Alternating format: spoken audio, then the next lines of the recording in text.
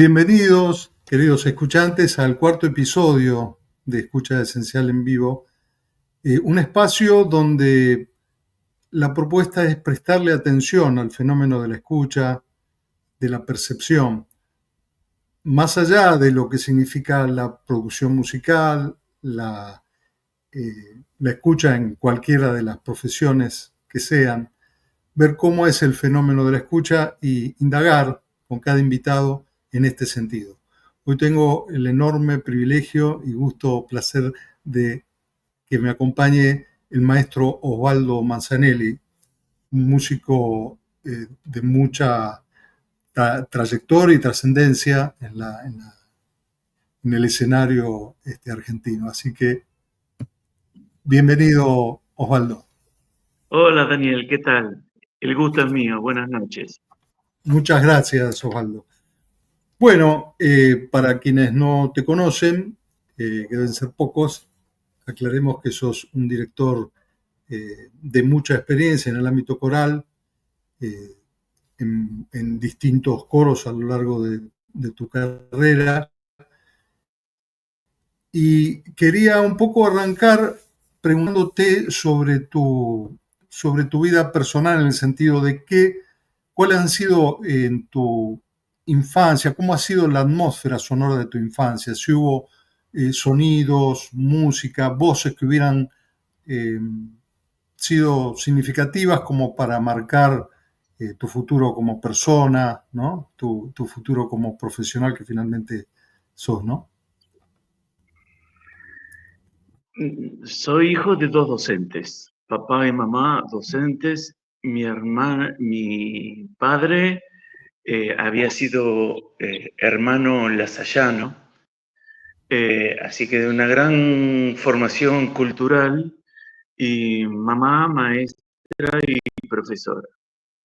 ¿Por qué digo esto? De un hogar de clase media, muy sencilla, pero con el honor de ser docentes. Esas son las voces que yo creo que hoy en día hierven en mi corazón, el de la docencia. Respecto a la música, mamá tocaba el piano, toca aún el piano, y está por cumplir 103 años. Y ese tocar el piano y sus piezas musicales y su álbum musical determinó en mí el gusto por el instrumento musical, por el piano. Así que a los 9 años empecé con la carrera de piano en el conservatorio. Qué precocidad, ¿no? Y Sí, has tenido, como ¿ha sido amable el entorno sonoro de la infancia? ¿Ha sido una influencia? ¿Qué escuchabas? ¿Qué percibías? Sí, fue muy amable, muy amable. Y desde chico me gustó mucho la música clásica. Me acuerdo de algún cumpleaños que pedí, por favor, que me regalaran. Yo jugaba al fútbol, jugaba a la pelota con los chicos del barrio, pero el pedido de regalo fue una radio a transistores. Entonces tuve mi primera pica de aquellas que venían con el estuche de cuero para escuchar en las noches ponía bajo la almohada y ya empezaba a escuchar música clásica y empezaba a conocer autores de la música académica universal. Eso siempre me marcó. Y así empecé a entrenar el oído también. ¿Tuviste alguna experiencia en la infancia, en la adolescencia, respecto a que la música te tocara alguna fibra? Sí, siempre, siempre. Fui muy feliz con el estudio, un estudio muy formal, que mi hermano también ingresó conmigo al conservatorio y él no lo resistió. La energía del conservatorio, de los exámenes, hay sí, una energía muy formal que no es para cualquiera. Pero a mí me encanta ese ambiente del conservatorio, que estás en un pasillo, escuchas un profesor, una flauta, alguien que canta, alguien que toca el piano. Me parecía un mundo de protección hermoso. Interesante. Hay dos hechos que yo conozco a través de otras entrevistas que te han hecho que me gustaría que pudieras contarnos. porque tuve una experiencia similar al respecto. Incluso en esas entrevistas usar la misma frase que he usado yo para referirme a eso. Y es cuando un hecho musical, en tanto espectador, te toca el alma. Es decir, en mi caso fue escuchar en el Teatro Colón Tristán y Isolda a los 38 años y decir, yo quiero eso. Y eso determinó que yo entrara en el conservatorio a estudiar canto, ¿no? Eh, y te escuché decir la misma frase. Contanos, por favor, algo tan interesante, porque después te quiero hacer una pregunta al respecto. Sí, como vos decís, fueron 2 veces. La primera ya la he compartido incluso con el coro de Luján, un ensayo lo compartí tuve el gusto tengo el gusto de estar con ellos, y un ensayo compartí esta experiencia. Yo venía de la rama del piano y ya había terminado el secundario y ya el mandato social, que después del secundario tenés que hacer una carrera en la UBA. No obstante, mi vida musical seguía. Y un día me invitaron a un coro Ituzaingó. Yo vivía en Castelar, Ituzaingó, zona oeste, eh, y ahí escuché el primer acorde del Gloria de Vivaldi. Y fue un impacto en mi corazón tan grande que yo dije, sentí eso justamente, yo quiero esto para mi vida. Lo más cómico que nunca había cantado, nunca había estado en un coro, nunca nada, solo mi formación musical, sí, de lectura y pianística. Eh, Tanto quise eso que seguir la ley del deseo, que tuve que hacer un entrenamiento para poder cantar. Al poco tiempo estaba ayudando a mis compañeros y al poco tiempo de esa energía, de ese impacto, al poco tiempo estaba ayudando al director y a partir de ahí empezó mi carrera profesional. Pero a la luz del enfoque de lo que estamos charlando, de escuchar, yo creo hoy en día que no es tan solo lo que yo escuché desde afuera, el re mayor de Gloria de Vivaldi, cantado por un coro, sino lo que yo me permití escuchar desde adentro, que me decía, esto, Osvaldo, esto es para vos. Por eso yo pude decir, esto es lo que yo quiero para mi vida.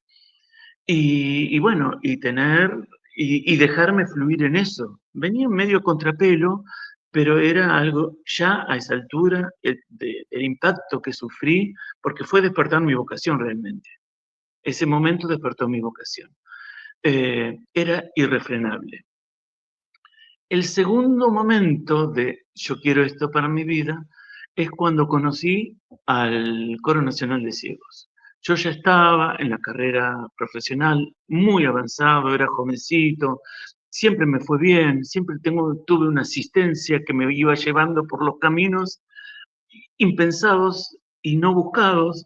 Eh, Mi jefe de cuerda del Polifónico Nacional me dice, Osvaldo, me han llamado a España. Y él en ese momento, el maestro Fernando Terán, que aún hoy nos encontramos, yo quiero que escuches al coro de ciegos, porque yo soy el subdirector y me voy a ir y los voy a dejar y tengo que pensar en alguien. Yo quiero que vos los escuches.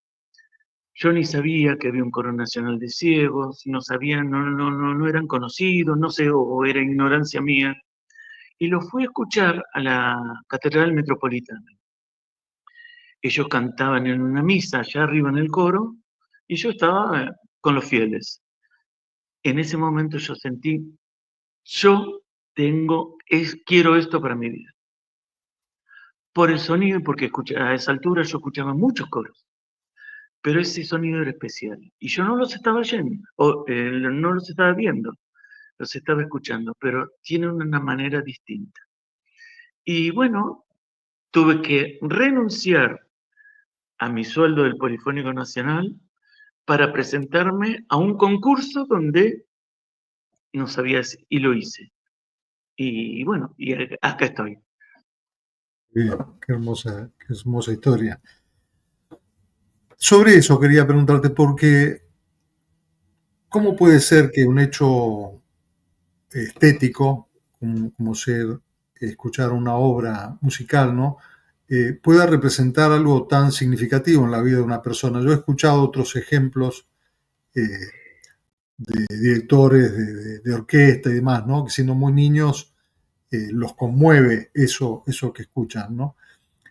¿Vos crees que este tipo de audición que llega tan a fondo en uno, podría ser algo estimulado, podría ser algo educado? Es decir, lo estético, la escucha estética, pudiera ser algo que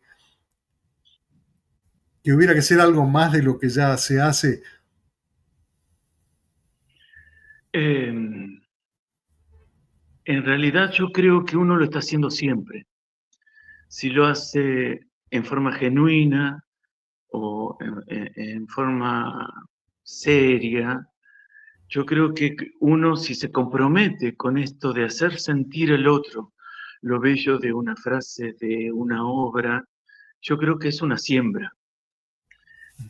A alguno le va a tocar, a alguno va a despertar en esto, tan solo con una emoción o con un recuerdo que quede o con una decisión, como nos pasó a nosotros. Yo quiero esto para mi vida. Uno siembra y tal vez uno no vea los resultados. Me pasó con el coro de ciegos. En un concierto en Neuquén hace muchos años, eh, con la Orquesta Provincial de Neuquén y el Coro Polifónico, una obra de Beethoven hermosísima, una misa de Beethoven, y muchas veces van ciegos de las comunidades y de las asociaciones de ciegos a escuchar al coro de ciegos, y muchos se conocen entre sí. Terminó el concierto y me dicen las autoridades: Kevin te quiere conocer. Y Kevin tenía 11 años. Kevin hoy es un solista del coro de ciegos. Y él me dijo: maestro, yo tengo una foto de aquel día, un ciego que tiene una foto, vos vas armando la composición, del día que nos conocimos y yo sentí, yo quiero esto para mi vida. Yo no había hecho nada. Las circunstancias, la música, lo poquito que uno hace, es una siembra constante. Uno a veces ve los resultados, como yo lo adoro, Kevin, como los otros también, pero tiene una relación de una semillita de aquel concierto. Eh, Tal vez no veamos los resultados, pero tenemos que tener la fe y la confianza de que estamos sembrando. Entiendo, perfecto. Y quiero preguntarte específicamente sobre el Coro Polifónico Nacional de Ciegos, ¿no? Pero antes, vuelvo a insistir con esta pregunta. Pues yo entiendo que los músicos, y ya lo he chequeado yo hablando con músicos, ¿no? El músico está muy ocupado en producir música, está muy ocupado en las múltiples habilidades que tiene que desplegar para que eso que suene sea algo, eh, digamos, que alcance un nivel de excelencia en la medida de lo posible, ¿no? O sea, el músico está muy concentrado en su labor. Ahora, del otro lado, a veces no hay personas que estén educadas para escuchar lo estético, ¿no? Y no lo digo en un sentido elitista, de clase. Lo digo simplemente cómo poder ayudar a que las personas, eh, digamos, puedan valorar eso que escuchan en una justa medida. Eh, Esto se lo he planteado también a personas que se ocupan, ¿no? de la apreciación musical, ¿no? Es decir, es una ardua tarea poder educar al respecto. Entonces, esa diferencia veo de cualidades, ¿no? Que queda un poco el que escucha, el oyente queda a merced de las circunstancias o de las posibilidades, ¿no? Cuando del otro lado hay tal excelencia y tal formación y tal despliegue de habilidades, ¿no? En ese sentido a mí me preocupa que no haya una mayor, no sé si posible una mayor simetría, pero sí, como cuenta otra persona que conoce, Claudio Morla, ¿no? De que el hecho artístico, él es especialista en canto gregoriano, él decía que eso se perdió, es decir, antes el canto y la Grey y la comunidad que iba a escuchar ese canto, ¿no? Había canto para todo y eso que era un fenómeno, digamos, integrado, ¿no? El que escucha y el que emite, ¿no? Eso que tiene para decir. Entonces, como que ha quedado muy distanciado en el fenómeno eso. No sé qué opinás, por ahí es insistir y me vas a responder lo mismo. No, no, no, no, entiendo a dónde apuntás. En el caso de los directores de coro, cuando confeccionamos un programa de concierto, en mi caso, yo trato de conciliar expectativas y necesidades. ¿No? Eh, Debe haber un aspecto formativo en la elección de las obras. Debe haber un aspecto, ahí está el desafío. Bueno, yo te canto esto que te gusta, esto que es lindo y sé que te va a conmover, esto que es difícil y sé que no lo vas a entender y que por ahí lo escuchás por primera vez, pero lo escuchaste.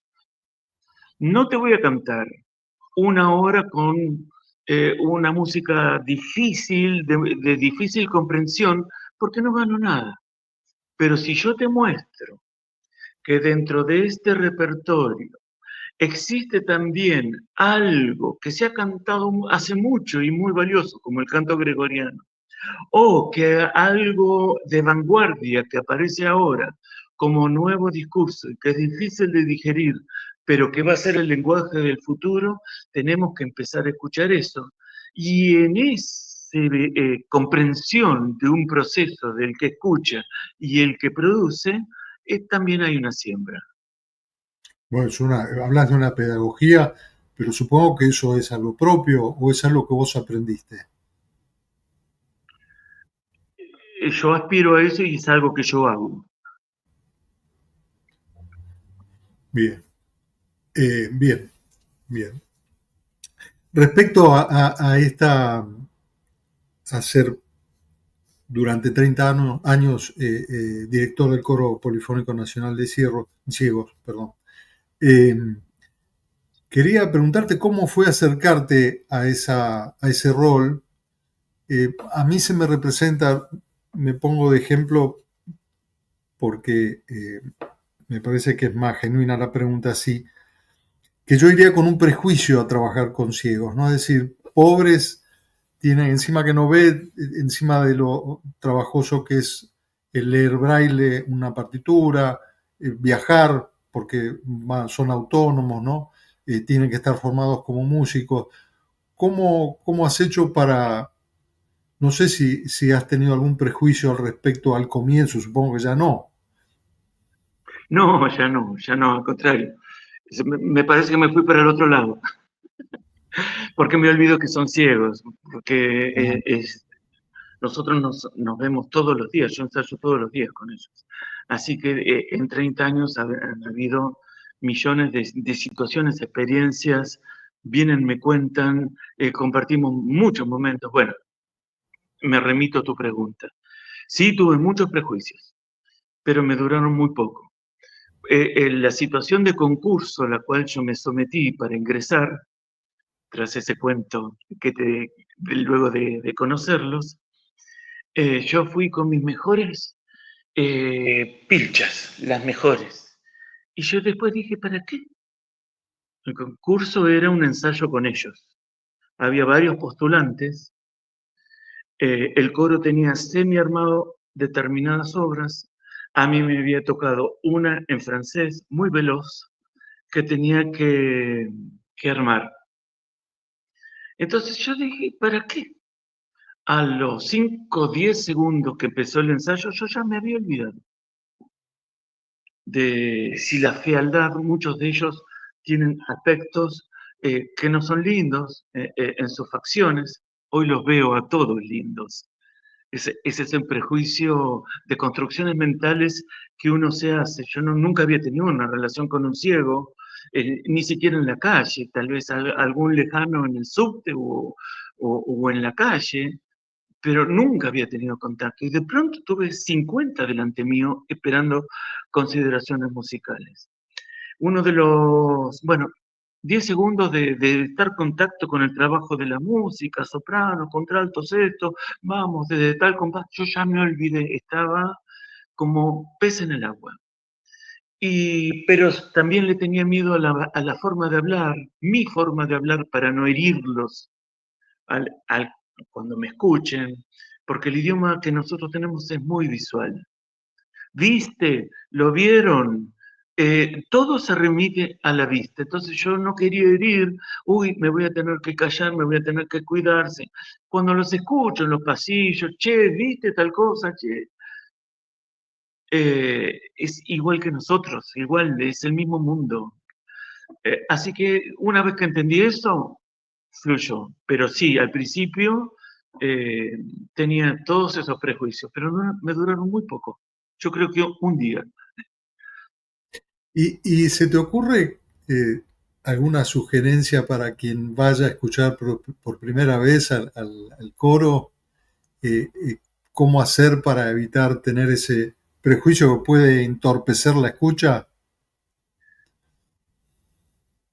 Eh, Creo que ese es un proceso personal de cada uno. El coro tiene un doble trabajo. Esto es así y va a ser así. Y de a poquito la sociedad va cambiando en cuanto a la inclusión a los distintos. Hay un aire de inclusión que ya se viene escuchando, pero también eso es un proceso. Todavía estamos medio en veremos. El doble trabajo del coro es ensayar el doble para lograr excelencia y que no nos aplaudan, ay, mira los cieguitos, qué lindos que son, qué ternura, ah, qué conmovedor. Eso puede ser, ante el público, el primer impacto, que me parece que es medio inevitable. El coro de ciegos no es que entre y se forma. Yo entro con ellos en fila, lo formo, hay una habilidad, cada vez se hace más rápido también, lo formo, ya es un comienzo distinto. Ahí el público ya está observando. Eh, lo formo, muchas veces entramos cantando para disimular esto que nos distingue, y que empiece a sonar la música para que algo penetre en el sentir y no solo lo visual, sino que ya vayamos escuchando lo que somos capaces de hacer, y después empieza el concierto. La desconcentración o de la salida también muchas veces es cantando en procesión, y eso también la música hace que se escuche. No sé si tengo un consejo, es verlo y dejarse sumergir por la música, que el coro es un corazo. Lo que puede hacer el coro es un corazo. A mí me sirvió muchísimo para desmontar estos prejuicios y a raíz de poder conversar con vos, el entender, que vos lo has afirmado en otras entrevistas, de que no es un coro terapéutico, que esto no es una instancia de reinserción social, que si es así es porque la sociedad avanza en ese sentido, y que estas son personas que son músicos, es decir, ellos tienen que presentarse, dar un examen, tienen que saber leer braille, tienen que ser autónomos en la calle, tienen que ir sin acompañante, es decir, son personas que merecen, diría yo, mucho respeto, ¿no? Y por todo lo que significa ser parte de ese coro, ¿no? Entonces, a mí Sí, por lo menos me sí. sirve saber eso, ¿no? Claro, porque el orgullo es que sea patrimonio de todos los argentinos. Yo veo así, es un coro nacional. Está el Coro Polifónico Nacional, Coro Polifónico CONAMA, Coro Nacional de Música Argentina, el Coro Nacional de Niños y el Coro Nacional de Ciegos. Es único en el mundo. Nosotros los argentinos tenemos este coro nacional, o sea, un coro profesional, dependiente de la Administración Pública Nacional, que es de todos los argentinos. Esto para mí es no solo una distinción como argentino, sino un compromiso, una responsabilidad muy grande. el nivel de música que nosotros tenemos que hacer es en el camino de la búsqueda de la excelencia. Por supuesto que no está, hay otras formaciones corales de ciegos que están ubicadas en esto, enfocadas a la inserción, reinserción en la sociedad o a sobrellevar la discapacidad de otra manera, con una actividad musical. Acá no, la convocatoria es la música y perfeccionarnos en la música. Ellos tienen que saber musicografía braille, o sea, música escrita en braille, nociones de técnica vocal, que después en el coro se va perfeccionando. Pero eso no quita, y esto es lo lindo, que cuando el coro se planta en un escenario, es un emblema tácito, implícito, de superación. Esto está escrito como un emblema, una bandera invisible de que la superación que se puede lograr trabajando bien, de esperanza, eso habla por sí solo el coro.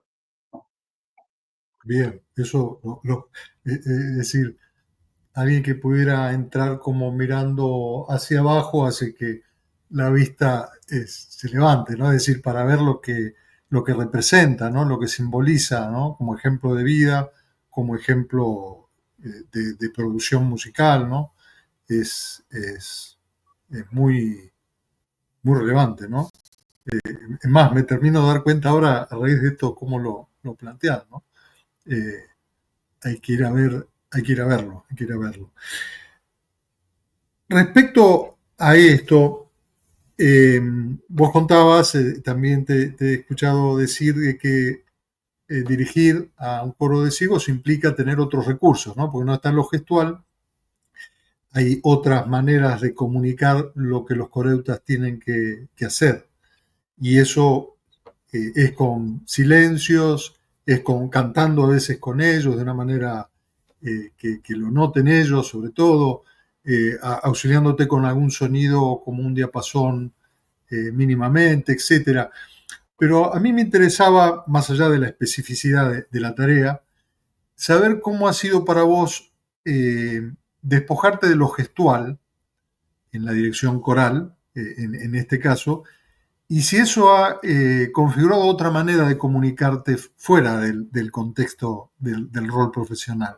Es decir, ¿cómo se ha configurado esto de dejar un poco la gestualidad de lado para comunicarte? ¿Cómo impactó eso en el resto de tus relaciones familiares, de amistad? Eh, ah, em, Tantos momentos con el coro de ciegos y tanto ejercicio del aprendizaje de la comunicación, a mí me enseñaron mucho a comunicar, a mejorar la comunicación. De pronto yo, en un viaje, en un micro o en un escenario, soy los ojos del coro. Miren, Ajá. muchachos, que atrás de la última grada no hay una pared, hay una cortina y después vacío. Yo lo tengo que decir esto. O estamos detenidos en la ruta porque se ve que hay un accidente. Yo tengo que comunicar lo que pasa, lo que yo veo, lo tengo que decir para que ellos sientan, vivan lo que está pasando, para advertirle, para prever, para todas las situaciones, tengo que poner en palabras para poder entendernos mejor. Esto, claro, eh, ese ejercicio de todos los días mejoró, esto yo lo tengo que decir. Bueno, espero, lo digo después. Voy a elegir estas palabras para, bueno, en el ejercicio de la comunicación, a mí me ha ayudado muchísimo.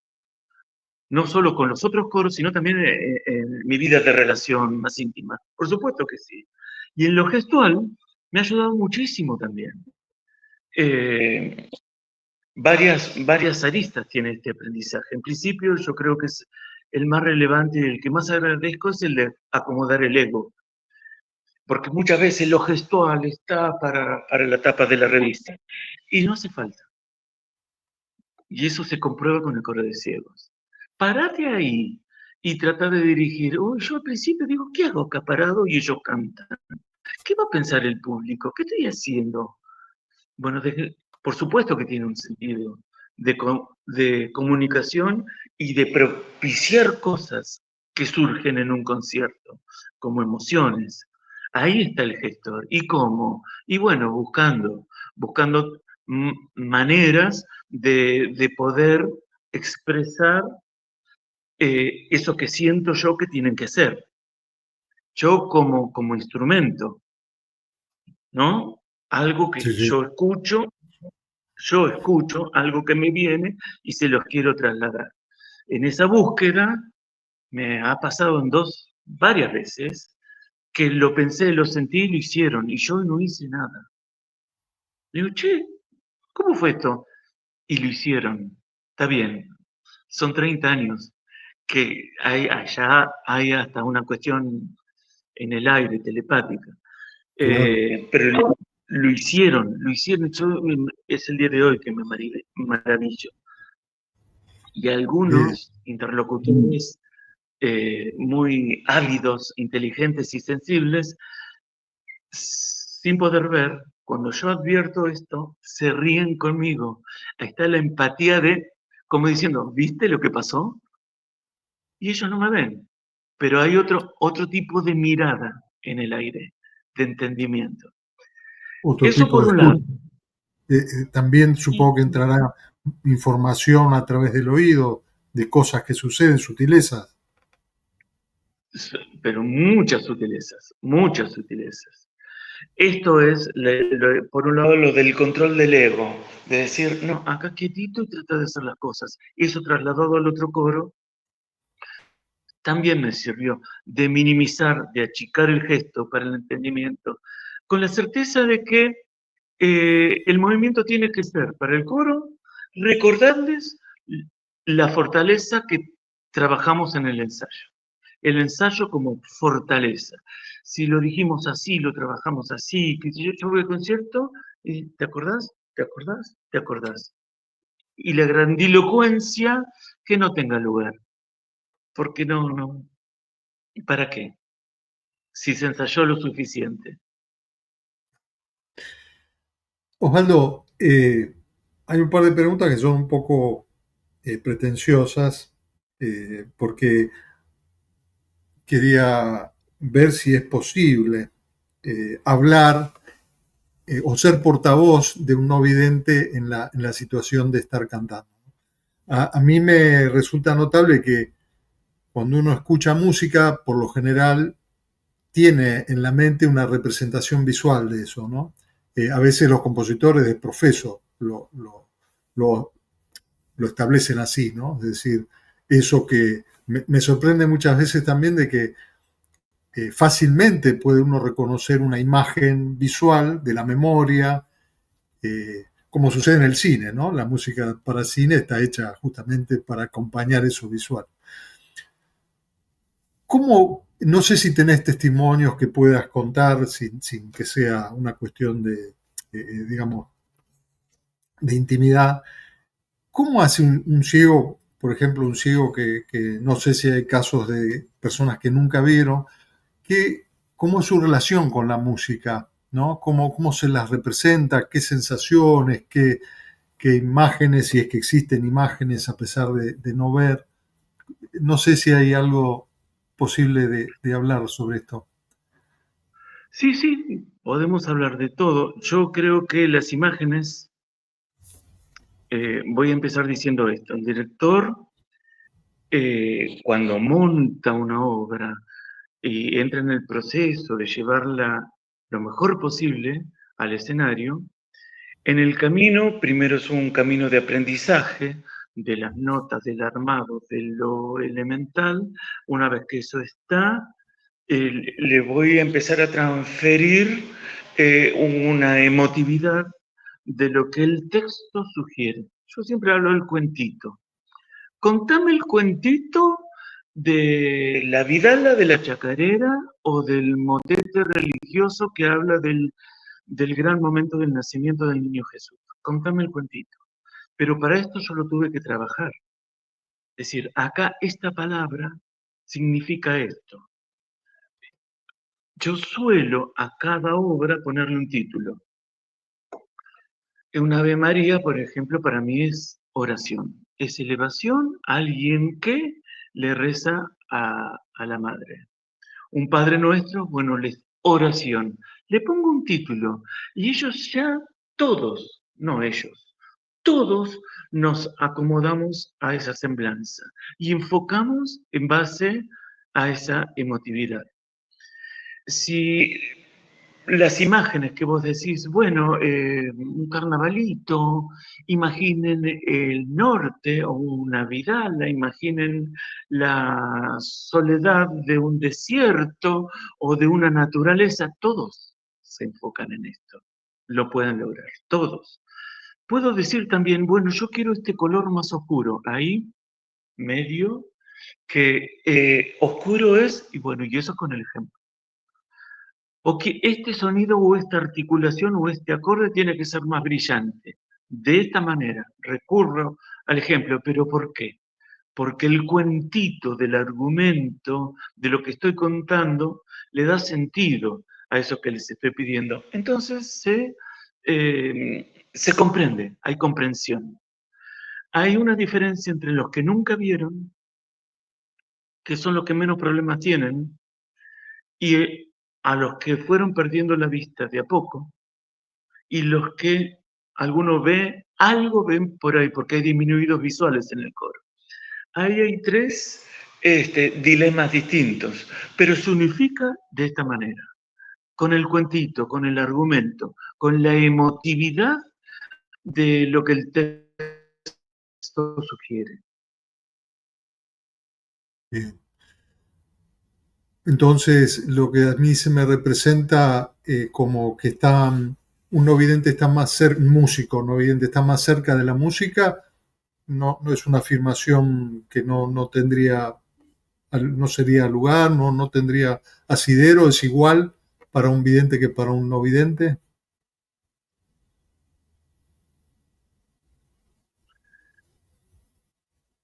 El grado de atención que tienen que tener en la escucha es muy fuerte, está potenciado para escuchar las consignas. Bueno, señores, mañana el ensayo empieza y bueno, tienen que poder bajar para poder escuchar tanto una consigna de ensayos o una consigna musical. Y en ese sentido hay disciplina sonora en el ensayo y funciona bien eh, en las consideraciones. Lo Bien, visual es muy abarcativo y nos pasa que a veces nos dispersamos porque miramos y qué sé yo, pero la escucha de quien escucha tiene que enfocar puntualmente el mensaje del que está hablando. bien, bien. O sea que tienen un manejo de la atención más focalizado respecto a la escucha. Claro, no, mucha gente dice, sí, cantan mejor. No, porque de hecho en los concursos hay chicos ciegos que no logran entrar. Hay algunos que fueron trabajando y en un segundo o tercer intento sí lograron entrar, pero hay muchos que no entran. Así que esto de afinación obedece no a otras habilidades y no a la pérdida de la visión, pero sí a la atención. Cuando yo entré en el coro, se sabían que no había celulares, que ahí estaba la guía Filcar, que se sabían todos los números de los colectivos y todos los teléfonos de memoria. Cosa que yo no tengo ninguno en la cabeza en este momento. Eh, Quería citar también que sos director del Coro Municipal de Cámara Ernesto Storani de Luján. Eh, y quería preguntarte cómo es cantar en el entorno en que lo hacen, no en la basílica. ¿Cómo es esa experiencia para vos y para los coreutas? La experiencia es maravillosa porque a mí me ha rejuvenecido en brindar estos conocimientos, en divertirme, en emocionarme, en formar, ahí viene mi cosa docente también, conocer gente nueva, emocionarnos en un concierto en semejante ámbito. Maravillado con la tarea que me ha encomendado Santiago de reemplazarlo y veremos si creo que pertenezco al staff, así que es muy maravilloso, de gente maravillosa. Me alegro muchísimo. Bueno, Osvaldo, un placer enorme tenerte en los episodios de Escucha Esencial, así que te agradezco muchísimo la disponibilidad. Lo mismo digo, Daniel, ha sido una hermosa charla. Muchas gracias. Me alegro mucho. Hasta siempre. Hasta siempre.